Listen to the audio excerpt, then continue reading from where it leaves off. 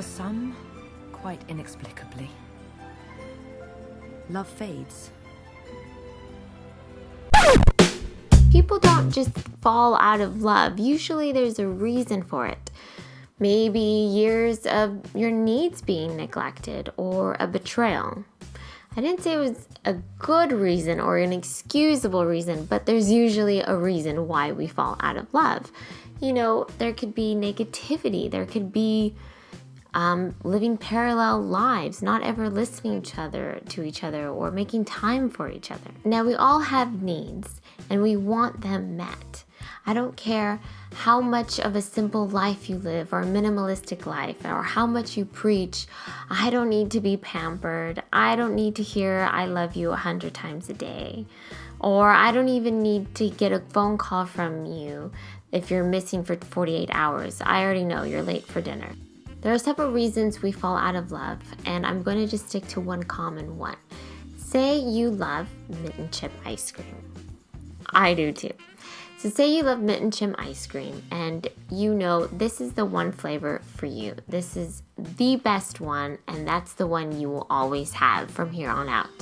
But then you notice your friend has Rocky Road ice cream, and you start thinking and fantasizing about having those marshmallows and almond chunks in your chocolate ice cream instead of the mint and chip, right? So what happened now? You start thinking that's different, good different. Now you've just opened a back door because now you're comparing what you already have with what you could have.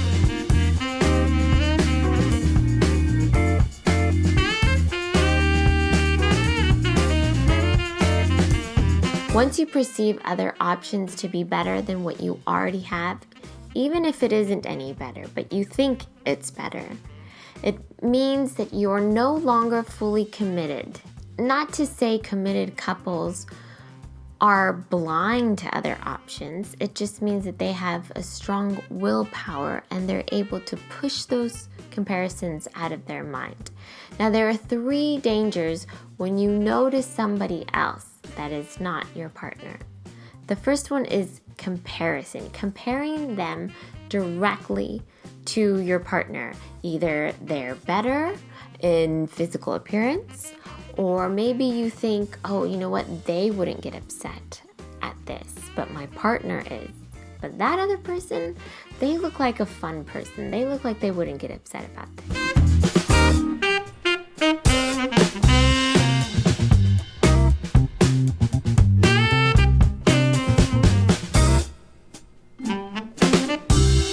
Number 2 is ignoring your partner's needs. Sometimes you begin to see other couples or other situations and other partners and you say, oh gosh, the grass is greener on the other side. But committed couples kind of, reuse their dishwasher water and water their grass to make it greener on their side. So that means they take responsibility in giving their partner their needs also, and not just thinking about themselves. So they make sure they're not ignoring their partner's needs, because there's so much fulfillment also when you give to somebody else and you're not just thinking about yourself.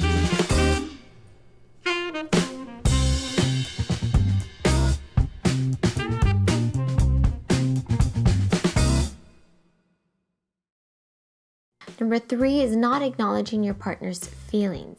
Part of intimacy is knowing each other well, better than anybody else knows your partner. If they're not sharing their feelings, it probably means they don't trust you enough to be transparent.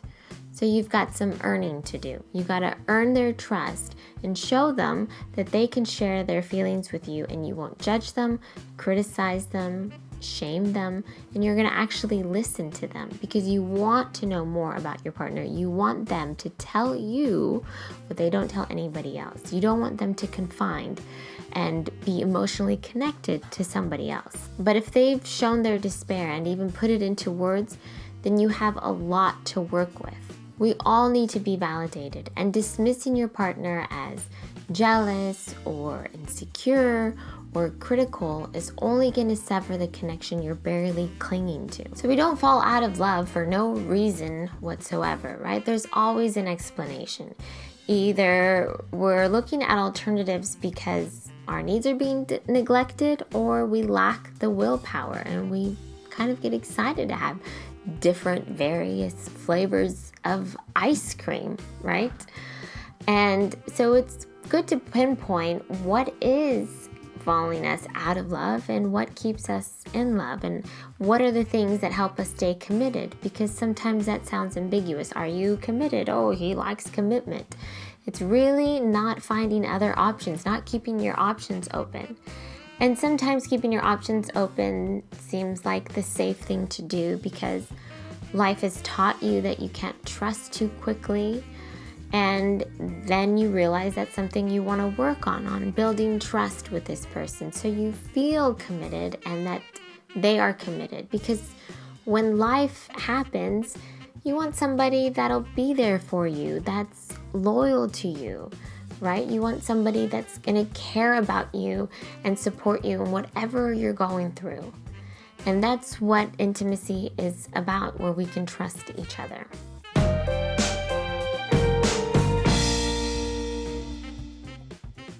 If you want to learn more about intimacy, you can download our free audio training on how to get the intimacy you want.